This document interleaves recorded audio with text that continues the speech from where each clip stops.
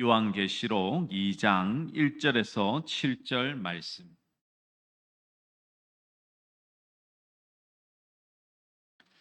우리 한 절씩 교도하도록 하겠습니다. 요한계시록 2장 1절에서 7절 말씀.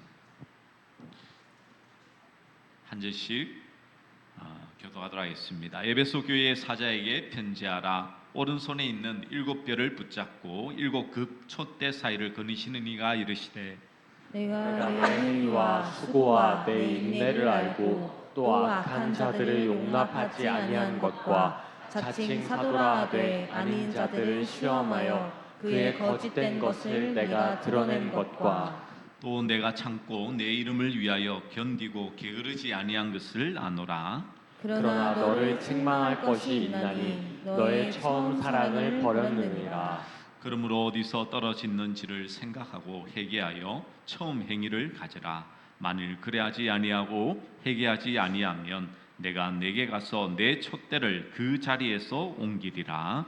오직 내게 이것이 있으니 내가 니굴라당의 행위를 미워하는도다. 나도 이것을 미워하노라. 함께 읽겠습니다. 귀 있는 자는 성령이 교회들에게 하시는 말씀을 들을지어다. 이기는 그에게는 내가 하나님의 낙원에 있는 생명나무의 열매를 주어 먹게 하리라. 아멘.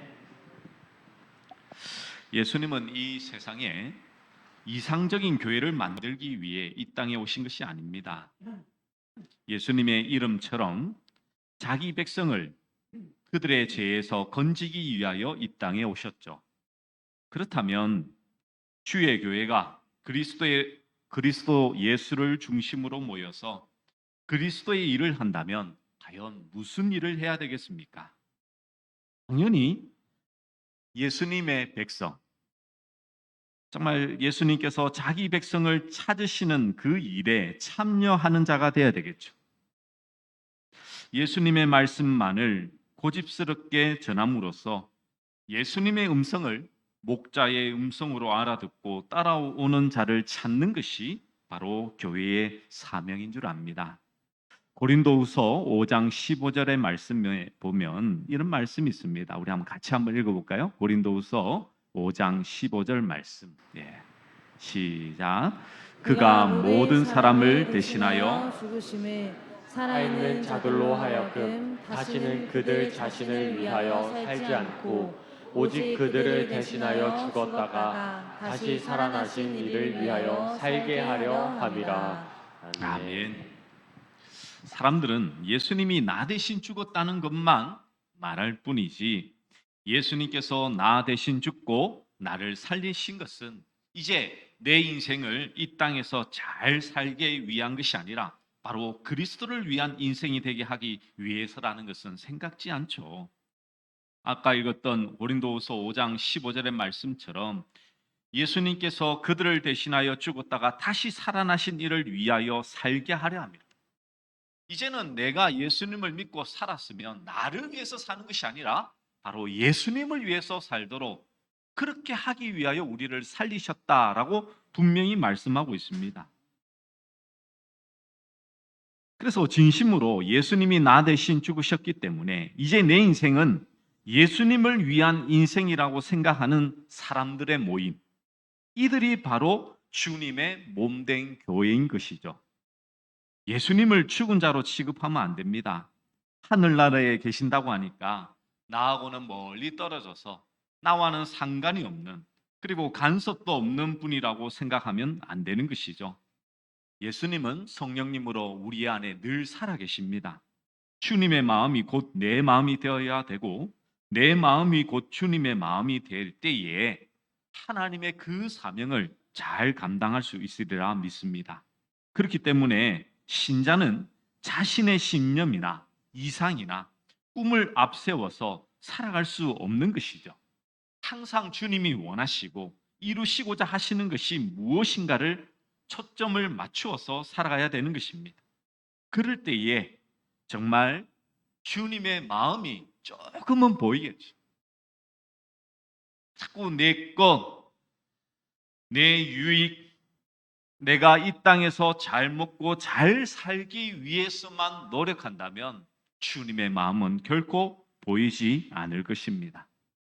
인간은 죄인입니다. 아무리 차원 높은 성김과 사랑으로 모인다 해도 역시 죄인들의 모임이죠. 그래서 아무리 완벽해 보이는 이상적인 교회라 하더라도 그것은 죄인이 모여 있는 교회지, 그 교회 자체가 결코 이상적인 교회는 될 수가 없습니다. 그래서 좋은 교회, 아름다운 교회라는 것은 이 땅에서 완전히 이루어질 수 없는 것이죠. 그것을 우리가 말씀 안에서 우리가 이루어가는 것이지, 실제적으로 이 세상에서는 정말 찾기 어려울 것입니다. 그래서 오늘 말씀을 통해서 예수님은요, 이 소아시아 7교회를 통해서 참된 교회가 어떤 교회인지를 우리에게 말씀해 주고 있는 것입니다. 근데 우리는 이 7교회를 가지고 흔히들 칭찬을 들은 교회와 책망을 들은 교회로 나누어서 우리는 칭찬 듣는 교회처럼 해야 된다라고 생각하는 경우가 많죠. 그래서 빌라델비아 교회 같은 경우에는 칭찬만 들은 교회에 있기 때문에 그 교회를 본받아야 된다. 반면에 라오디게아 교회는 책망만 들었기 때문에 피하고 싶은 교회다라고 생각하면 안 된다는 것이죠.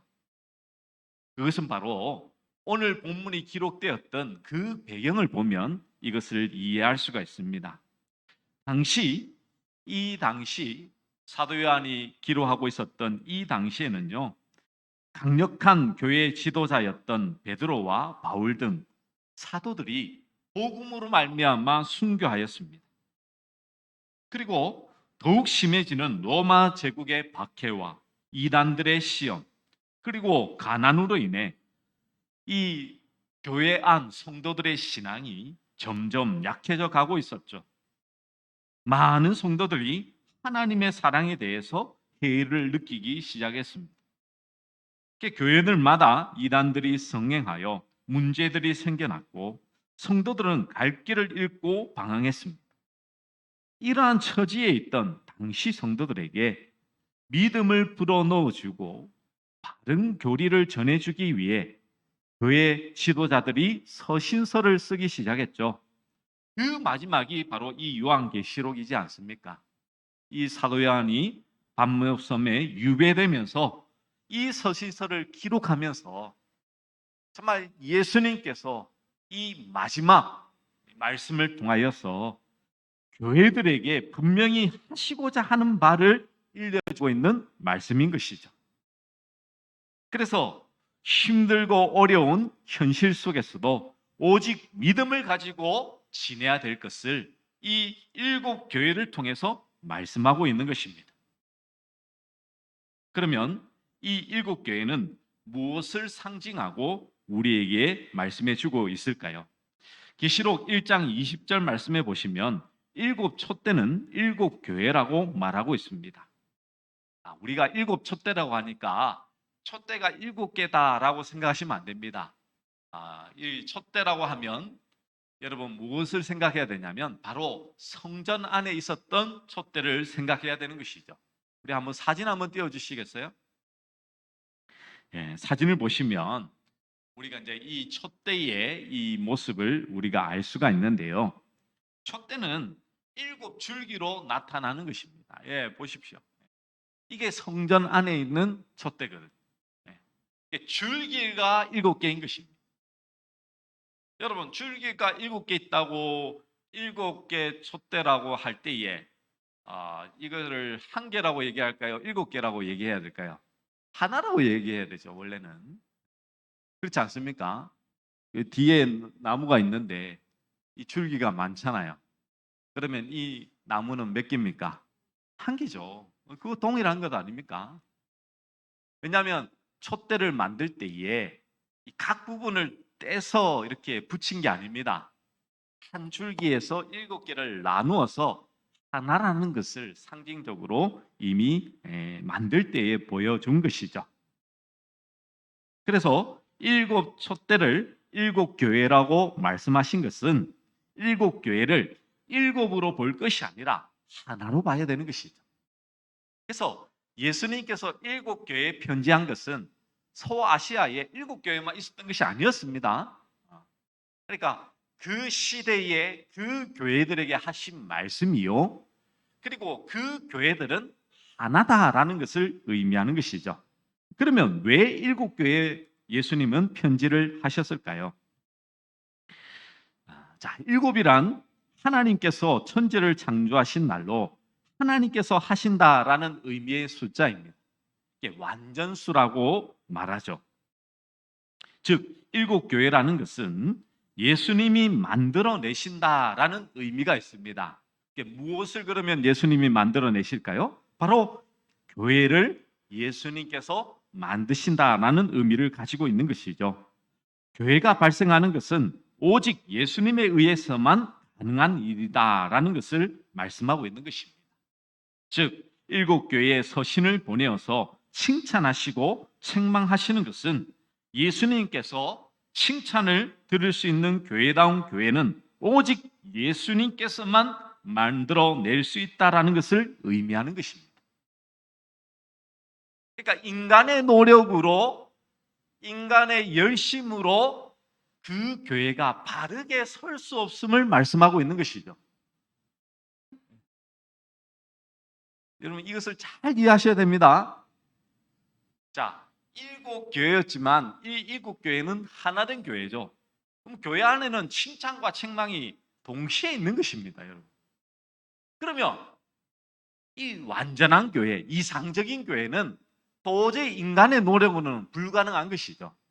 그래서 예수님께서는 예수님만이 참된 이상적인 교회를 만들 수 있음을 말씀하고자 이 서신을 통하여서 이 교회들에게, 그리고 오늘 요한계시록을 읽고 묵상하는 우리들에게 하나님의 말씀으로 전달하고 있는 것이죠. 그래서 일곱 교회는 지상에 있는 교회들이 본받아야 할 모범으로 등장하는 것이 아니라, 이것은 지상의 교회들이 예수님의 교회와는 얼마나 다른가를, 우리가 무엇을 추구하고 바라보며 나아가야 될 것인가를 분명히 깨달아 알아야 된다는 것이죠. 그러면 주님이 세우신 완전한 교회는 어떤 교회일까요?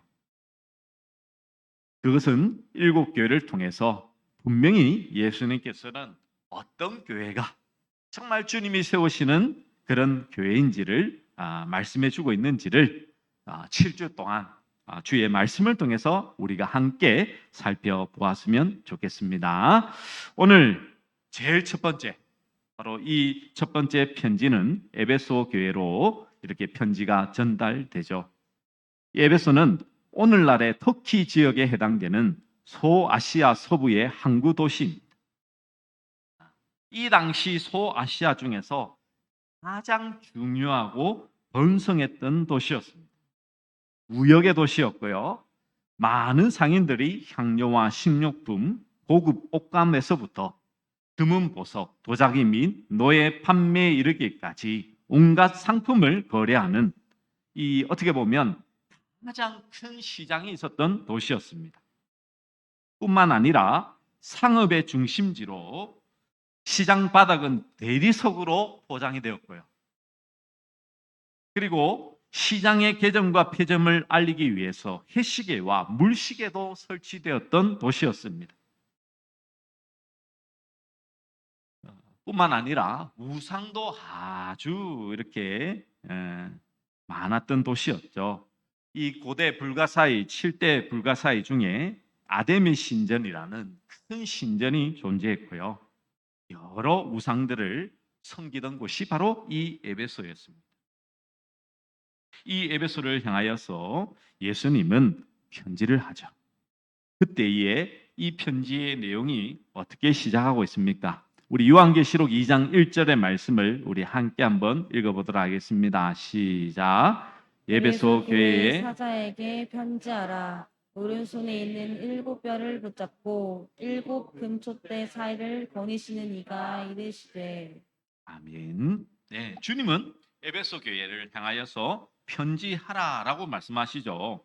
그러면서 오른손에 있는 7뼈를 붙잡고 7 촘대 사이를 거니시는 이가 말씀하신다라고 말씀하고 있습니다. 금촛대가 있다면 바로 앞서 말씀드린 대로 성막에 있는 그 촛대죠. 그러면 7별은 교회의 사자들을 상징하고 있습니다. 근데 왜 그러면 오른손에 붙잡고 있을까요? 그 오른쪽이라는 것도 이 유대인들은 아주 상징적인 의미를 가지고 있습니다. 그게 뭐냐면 오른쪽은 영광을 상징하고 왼쪽은 수치를 상징했습니다. 그래서 다른 사람을 지칭할 때도 오른손으로 지칭하면 아주 존귀하게 존중한다는 의미가 있고요. 왼손으로 지칭하면 이 사람을 무시한다라는 의미가 있었습니다. 그만큼 이 오른손은 영광, 존귀라는 그 말인 것이죠. 예수님께서 오른손으로 붙잡았다는 것은 주의 사자들에게 영광을 주시겠다라는 약속이며 바로 주님의 권능 안에 있다라는 뜻을 가지고 있는 것입니다. 이미 구원받은 백성들은 예수님의 영광 안에 들어와 있는 자들이겠죠. 일단 에베소 교회를 향하여서 예수님은 칭찬을 합니다. 2절과 3절에 보시면 무엇을 가지고 칭찬을 하시나요? 바로 내 행위와 수고와 내 인내를 알고 그리고 악한 자들을 용납하지 않았으며 그리고 3절에 보시면 견디고 게으르지 아니한 것을 안다라고 말씀하고 있습니다. 지금 어떻게 보면 이 당시의 상황 속에서 이 에베소 교회는 너무나도 하나님의 뜻에 걸맞게 정말 순종하며 그렇게 살았던 교회라고 볼 수가 있죠. 왜냐하면 많은 박해와 핍박과 어려움 속에서도 그들은 뭐하고 있습니까? 수고하고 인내하고 있고 그리고 이단들이 팽배할 때에 악한 자들을 절대로 용납하지 않았죠. 지금도 뭐 그렇지만 이 당시만 하더라도요 신학교도 없었죠. 그리고 검증된 이 신학이 존재치 않았습니다. 사도 바울이 서신서를 기록하고 이렇게 교회로 편지했지만 여러분 이해하실 것은 이 당시의 교회는 우리들처럼 이렇게 건물의 교회가 아닙니다. 에베소 교회라고 하면요 그 에베소 교회 안에 가정에 있는 교회들을 다 지칭해서 하는 말이에요. 그래서 어떤 그 부유한 집이 있으면 그 집을 개방하여서 그 집에 함께 모여서 예배 드렸습니다. 그거를 뭐라고 말했냐면 에베소 교회라고 한 거예요. 그 지역에 있는 가정교회를. 그러다 보니 어떤 이렇게 중요한 직책이나 제자들도 12명이었죠. 그리고 뭐 집사들을 7명 세워서 파송한다 한들 그 많은 지역을 어떻게 다 감당하겠습니까? 잘 되지 않아요. 그러다 보니 많은 이단들이 생겨나게 된 것입니다. 이단들의 특징은 무엇입니까? 자신들의 유익을 위해서, 이익을 위해서, 특별히 돈을 위해서 그렇게 행하는 것이 이단들의 특징이죠. 그런데 그 이단 사상을 받아들이지 않고 그들을 용납지 않았던 것입니다. 기준을 정해서 진리 안에서 굳건하게 섰던 것이죠. 그리고 어떤 핍박에도 굴하지 않고 참고 견디고 게으르지 않고 열심을 내었다는 것입니다. 어떻게 보면 정말 주님이 기뻐하시는 칭찬할 만한 모든 것을 가지고 있는 교회라고 할 수가 있습니다. 그렇습니다. 에베소 교회는요 사도 바울이 아굴라, 브리스길라 부부와 함께 세운 교회인 것이죠. 이렇게 전도 여행 중에 가장 오랫동안 머물렀던 곳이 바로 에베소였고요. 그리고 수많은 우상 숭배자들이 이 바울의 복음을 듣고 변화받았죠. 그래서 어떤 일이 일어났습니까? 이 마술을 행하던 많은 사람들이 책을 가지고 와서는 이 막 다 불살려 버리죠. 그 책값을 계산하니까 은 5만이나 되었습니다. 은 5만이라니까 지금 뭐 상상이 안 가시죠? 책값으로 환원하면, 지금의 돈으로 환원하면요, 약 16억 원입니다. 그걸 책을 다 불살. 그러니까 이 사도 바울의 이 복음의 이 능력이 얼마나 참 이 확장되었다는 것을 알 수가 있습니까? 마술이나 미신이 극심했던 그 지역에서 주의 복음이 능력 있게 전해진 것이죠. 그래서 두란노에 모여서 이 사도 바울을 통하여서 얼마나 또 복음의 열심을 듣고 훈련받고 열심을 냈는지 모릅니다. 그리고 예수님께서는 그 3절 끝에 뭐라고 표현하고 있냐면 이렇게 표현하죠. 아노라. 여러분, 알다라는 말은 헬라어로 두 개로 이렇게 표현됩니다. 첫 번째는 이 대부분 우리가 영생을 안다고 할 때 그 안다라는 것은 기노스코입니다. 이것은 이 후천적인 교육과 체험을 통해서 모든 것을 안다고 할 때의 기노스코고요. 두 번째는 이제 오이다입니다. 오이다. 이것은 처음부터 완전하고 완벽하게 모든 사실들을 사진 찍듯이 아는 것을 의미합니다. 그러면 예수님이 아노라 하고 할 때 첫 번째일까요? 두 번째일까요? 네, 두 번째입니다. 예수님은 이미 이 에베소 교회를 향해서 다 무엇한다고요? 알고 계시는 거예요. 그래서 여러분들 이 말씀 속에서도 얼마나 에베소 교회는 정말 힘이 났겠습니까? 이 편지를 읽으면서. 왜냐하면요, 수많은 순교자들과 핍박과 어려움, 지금 교리가 세워지지 않고 주의 말씀이 분명하지 않은 그 시대 가운데서 주님은 뭐 하고 계신다고요? 다 알고 계신다는 거죠.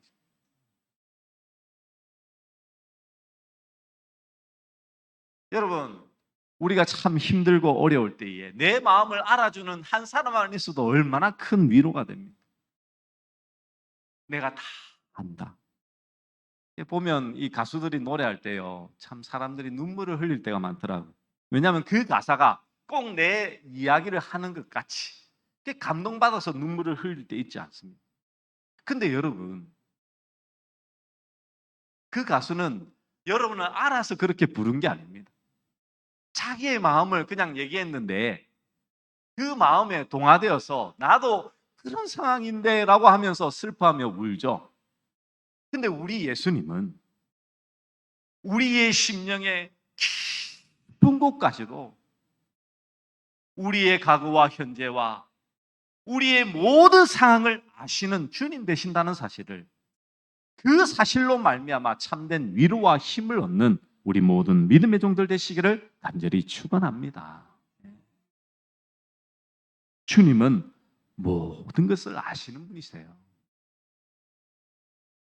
여기에는요, 엄청난 은혜가 있는 것입니다. 왜 그런지 아십니까? 주님이 다 아시지만 그러면 행하시는 것과 행하지 않으실 때에는 분명한 뜻이 있으시겠죠. 남몰래 흘리는 그 눈물, 그 아픔, 남에게는 쏟아놓지 못하는 내 마음의 모든 상처들, 주님은 다 알고 계십니다. 이처럼 신앙의 열정을 뜨겁게 가졌던 에베소 교회는요, 이제는 책망을 받죠. 그게 뭐냐면 4절에 보시면 이렇게 말씀합니다. 그러나 너를 책망할 것이 있나니 너의 처음 사랑을 버렸느니라.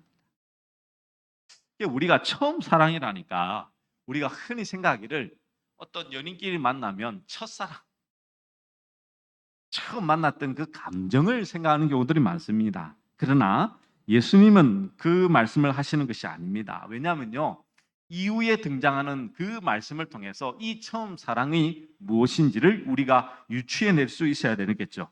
자, 5절과 6절의 말씀입니다. 우리 같이 한번 읽어봅시다. 준비 시작. 그러므로 어디서 떨어졌는지를 생각하고 회개하여 처음 행위를 가지라. 만일 그리하지 아니하고 회개하지 아니하면 내가 내게 가서 내 촛대를 그 자리에서 옮기리라. 오직 내게 이것이 있으니 내가 니골라 당의 행위를 미워하는도다. 나도 이것을 미워하노라. 아멘. 여러분, 처음 사랑이라는 것은 이 감정이 아니랬죠. 왜냐하면 예수님께서는 이 처음 사랑을 회복할 것을 말씀하면서 뭐라고 말씀하고 있습니까? 5절에 보시면 어디서 떨어졌는지를 생각하고 회개하여 처음 행위를 가지라 라고 말씀하고 있습니다. 감정이라면 그냥 너 사랑해, 왜 사랑이 없어? 그걸로만 끝이 나겠지만 예수님은 그렇게 말씀하시지 않았습니다. 그러면 6절의 말씀을 한번 보시면 왜 이 말씀을 하셨는지 그 배경을 알 수가 있는 것입니다. 여러분 6절에 보시면 내가 니골라 당의 행위를 미워하는데 나도 이것을 미워한다라고 말씀하고 있습니다. 자, 니골라 당은요, 당시 십자가 복음으로 예수 믿은 후에 죄도 용서받을 수 있다고 하니까 뭐라고 주장을 했냐면 하나님의 율법과 주님의 계명을 무시하고 자유를 남용하여 도덕적인 방종에 빠진 이단 중에 하나였습니다. 그러니까 예수님을 믿고 나면 이후의 모든 삶들은 예수님께서 다 구원을 해주셨으니 율법의 말씀이나 이 순종은 내가 자유롭게 해도 된다. 지금 이 말씀 이렇게 얘기를 들으면 어떤 이단이 떠오르지 않으십니까? 네. 니고라 당이 그것을 주장했던 이단들이었습니다. 아주 이 당시에 교회들을 아주 괴롭혔던 이단들이었던 것 같아요. 그런데 이제 여러분 이 보십시오. 이 이단들을 향하여서 에베소 교회는 어떻게 행했습니까? 이 행위를 미워했죠. 이단들의 사상이나 그 교리들을 결코 받아들이지 않았다는 것입니다. 그런데 이런 교리들을 받아들이지 않고 철저히 가려낼 때에 어떤 마음이 듭니까, 여러분? 자꾸 판단하겠죠. 아니 지금도 좀 그렇잖아요. 지금도 어떤 이단들, 이 이단과는 좀 니골라 당의 이단은 뭐 구로부터 시작하고 이 교회로 들어와서 잠입해서 여러 이렇게 어지럽게 하는 것은 신으로 시작하죠. 그 이단들이 들어와서 행할 때예요. 이 한국 교회도 참 얼마나 힘들었습니다. 교회에 와서 열심히 하면 혹시나 그 사람이 아닐까 먼저 의심하는 거예요. 실제로 그랬습니다, 여러분. 제가 부산 경남에 있을 때 그때 이단들의 그 목록이 한번 공개된 적이 있어요. 그 지도자들 중에서 한 명이 이걸 풀어버린 겁니다. 그래서 교회마다 색출을 다 해갖고 다 쫓아냈어요. 그런데 그 중에 이 교회의 리더격인 사람이 얼마나 많았는지. 근데 여러분 생각해 보세요. 그렇게 한번 하고 나면 어떤 사람이 열심히 한다? 제일 처음에 어떤 마음이 들겠습니까? 혹시 신 아니야? 딱 그 마음이 들잖아요. 딱. 이 당시는 더 했겠죠. 왜냐하면 이 교리 자체도 이렇게 정립이 안 됐고요. 이 사도 바울이 그토록 편지를 통해서 그리고 다니면서 이 복음의 진리를 세우려고 막 노력했지만 성경 자체가 완전하게 완성된 게 주후 500년 이후니까요. 그 이전에는 어떻게 보면 교리적으로 딱 정립하여 서기란 쉽지 않았습니다.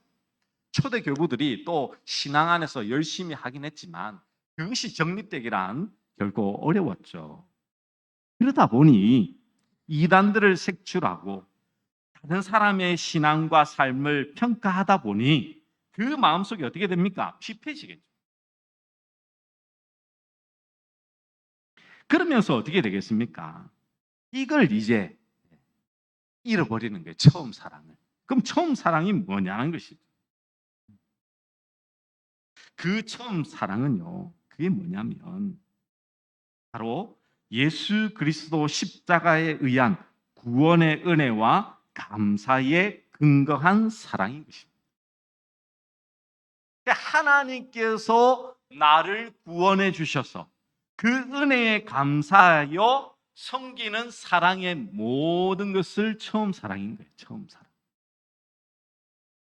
여러분, 지난주에 제가 용서에 대해서 말씀을 드렸죠.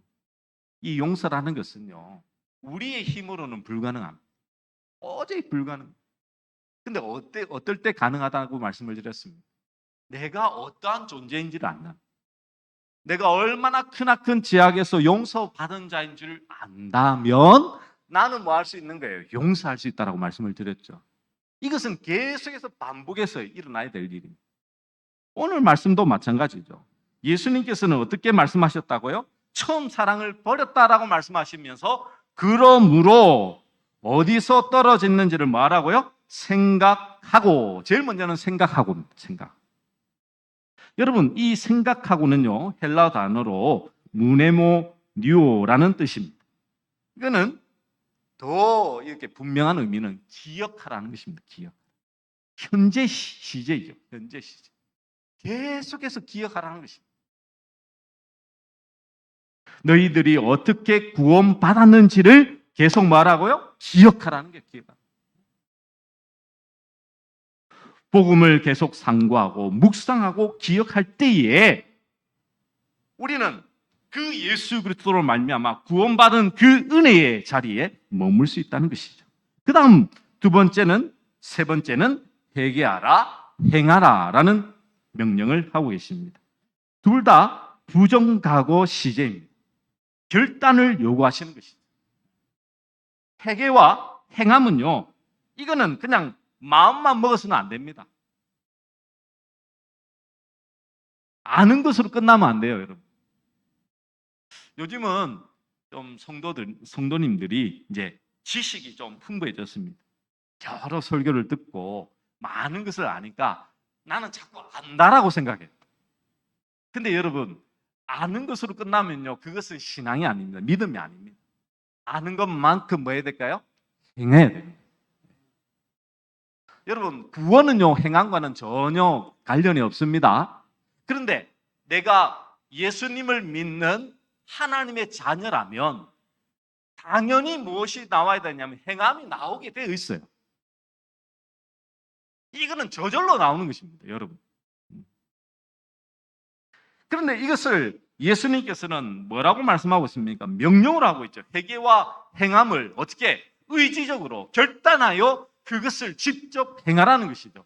우리는 지식으로 아는 것을 그냥 모든 것이 그냥 이렇게 그렇지 뭐 나 알고 있어. 그렇게 되겠지. 좀 시간이 지나면 해결되겠지. 아닙니다, 여러분. 지금.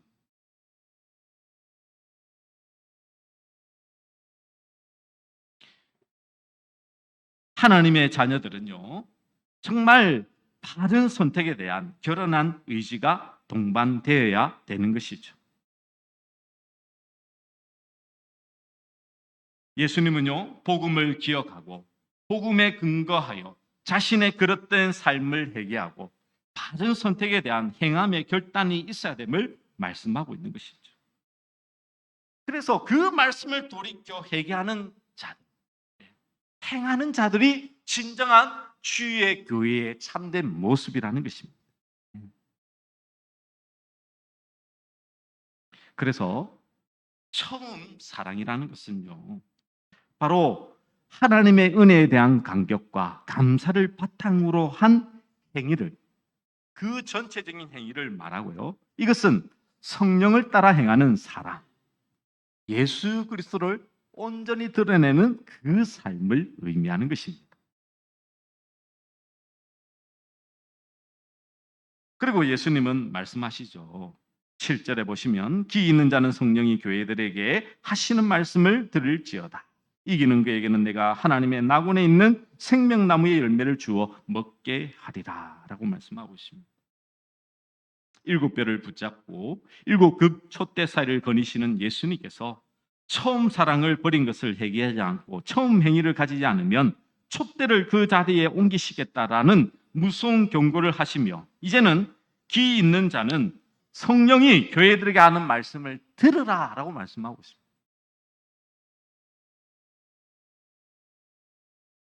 그렇습니다. 오늘 이 에베소 교회를 향하신 그 말씀은요, 오늘 우리들에게 성령님으로 말미암아 우리에게 주시는 말씀인 것입니다.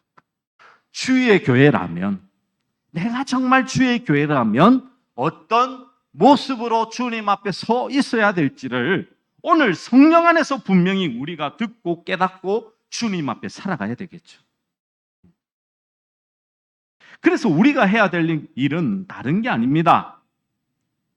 촛대의 주인이신 예수 그리스도께서 성도를 이기는 자라고 부르듯이 우리는 이기는 자에게는 주어진 것은 생명나무죠. 우리 안에 계시는 그 예수 그리스도의 생명으로 말미암아 우리는 처음 살아 예수님을 믿고 우리의 삶 속에 성령께서 역사하시는 모든 행위의 삶이 우리의 삶 속에서 온전히 드러나야 된다는 것이죠. 이것은 십자가의 보혈과 그 부활의 능력으로 말미암아 우리의 삶 속에 자연스럽게 드러나는 것입니다. 그런데 이렇게 하기 위해서는 어떻게 해야 된다고요?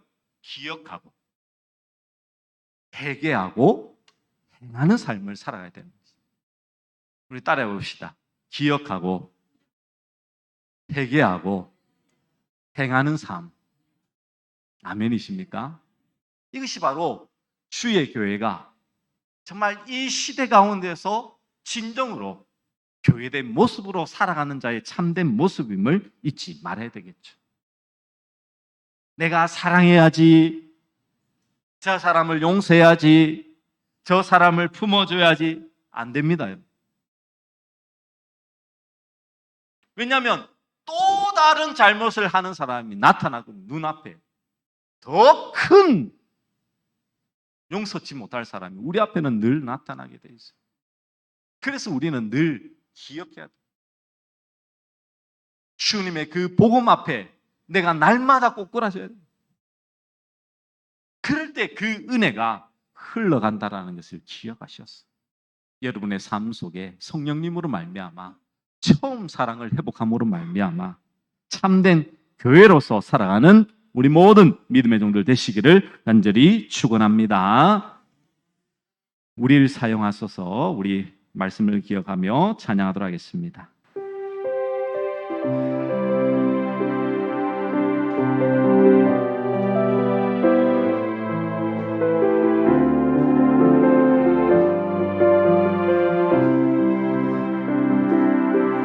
우리에겐 소원이 하나인데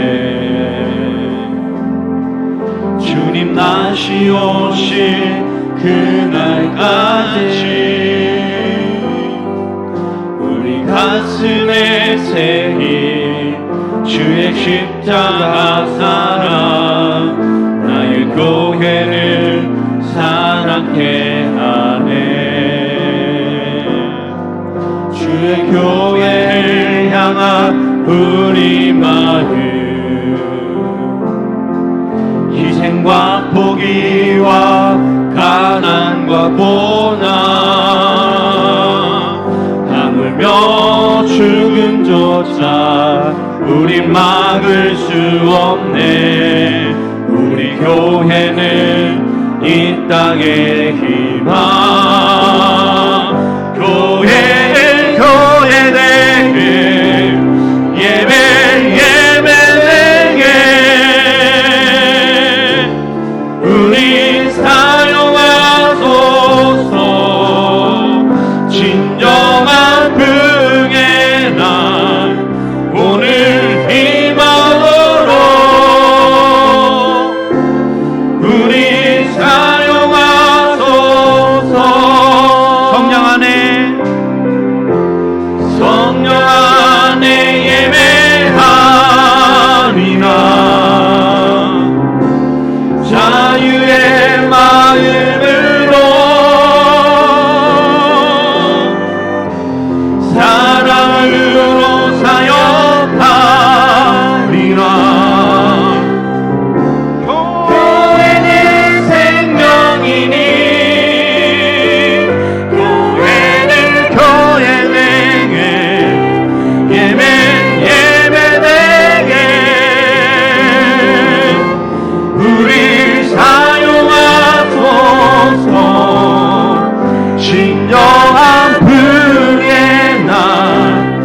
오늘